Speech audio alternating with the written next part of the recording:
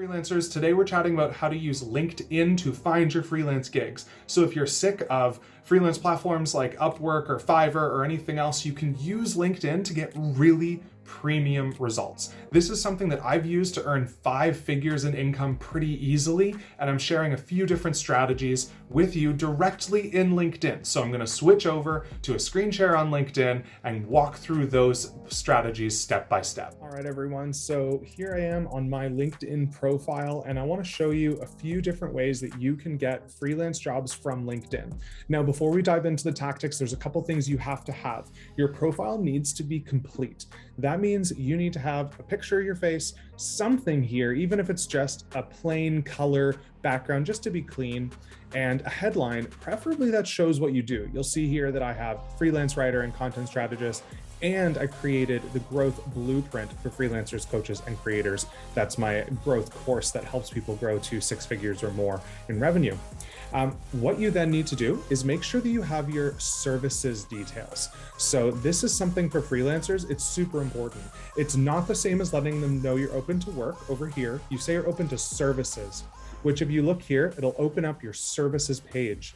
You can indicate what you do for people and make sure that you fill this out. Back on the page, there are a few things that you can do. As you start sharing on LinkedIn more and more, you start getting analytics. You can see who's viewed your profile, who has viewed your posts, and where you're showing up. This is going to be really important because the 3 strategies that we're talking about today are using job searching on LinkedIn, using the job search hack to find freelance services, and identifying your profile analytics. So let's jump into that a little bit. The first thing here, search appearances. So this is what people are looking for when they stumble upon you. And it's a way of saying this is kind of what the SEO of your profile is. So here you'll see people found me by searching freelance writer, because if you remember, it's right up here. It's the first thing about me. And that can be a huge way to get new clients reaching out to you. Then there's, writer, content writer, strategist, other things like that. You also start to get companies. So you can reach out and say, okay, well, what's this company here? Clicking on it and seeing if you know anybody that you might be able to reach out to. So that's strategy number 1, is looking through your search appearances. First of all, to make sure that you're being found for the things you want to be found for. And then second, to look at the companies that are finding you on these search terms and sending a reach out. Then we go on to the second strategy, and that is looking at who engages with your posts. So you can see here that I posted a client red flag video, and I'll put a link to it if you want to watch it, and a few people engaged. Same here, a few people engaged. You can look through those individuals. If you click through, you can see who they are. And if any of them are potential clients, send a reach out saying, hey, I noticed that you connected with a post that I wrote. If you are thinking about X, and X is what you do as a freelancer, writer, designer, things like that, I'd be more than happy to talk with you. The key is to make sure that it's about them. If they're facing a problem, you have a solution to offer. Other strategy here is to look at who has viewed your profile. Even if you don't have premium, which you can see that I don't, you can see a few names of people that are looking at you. And if you do this every day, you don't even need to pay for premium, and you'll still be able to capture most of the individuals. So you can look here and say, oh, this could be a potential good one. You can send a reach out. You'll notice I'm not even connected to a couple of these people, but I could reach out and say, hey, I noticed you viewed my profile. If you're having challenges with X, and again, X is what you do as a freelancer, let's connect and let's talk about it and see if I'm a fit to help out. And that would be the note that you include with your connection request.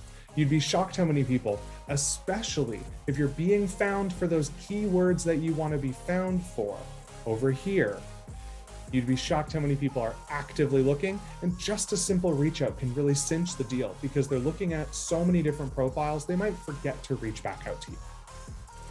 And the final strategy, one of my favorites, is through LinkedIn's job board. So the first one, if you didn't know, is you can actually search for freelance work on LinkedIn. There are a lot of them. You can click through. We'll click freelance writer, and then it auto-populated Canada because that's where I live, but you can populate it anywhere in the world that you live. So you'll notice that a lot of these look like full-time jobs. So yeah, this one says freelance resume writer, copywriter, senior content writer. They kind of look full-time. If you're concerned about that, first of all, you can reach out to full-time jobs and ask them if the recruiter is willing to take on part-time contract or freelance work. But if you're like, you know what, no, I don't want to reach out to full-time jobs, I just want the ones that apply to me, go into the job type filter and search part-time, contract, or temporary, all of which roughly mean freelance. And you'll see that there's still 96 results. So not quite the same as the 834, but there are 96 that are relevant to me. So now we have the sponsored content, of course, and now we're saying, okay, communications writer, this is, maybe it's on contract, it's a temporary job, so maybe that'll work for me. Or this one is an entry-level contract. So if you're not entry-level, then maybe that's not going to work for you, but you can see here, it's a freelance status. So just by being really clear about what you want, you can use LinkedIn, not premium. You can use LinkedIn free to your benefit. And then you can either apply directly, which of course I recommend you do, to a LinkedIn job posting if you're seeking it, or you can even look, school alumni, or if you have any connections that work at the company, so you can click into the company page and see if you know anybody. Maybe 2 people from my school work here. Maybe I'll know someone who can reach out. So this type of strategy is all about saying, okay, LinkedIn, bring the opportunities to me.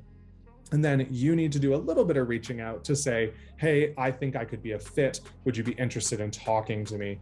Or submitting an application and going from there. If you liked this video, please like and subscribe. And if you have any questions about how to use LinkedIn to find freelance clients, leave a comment below.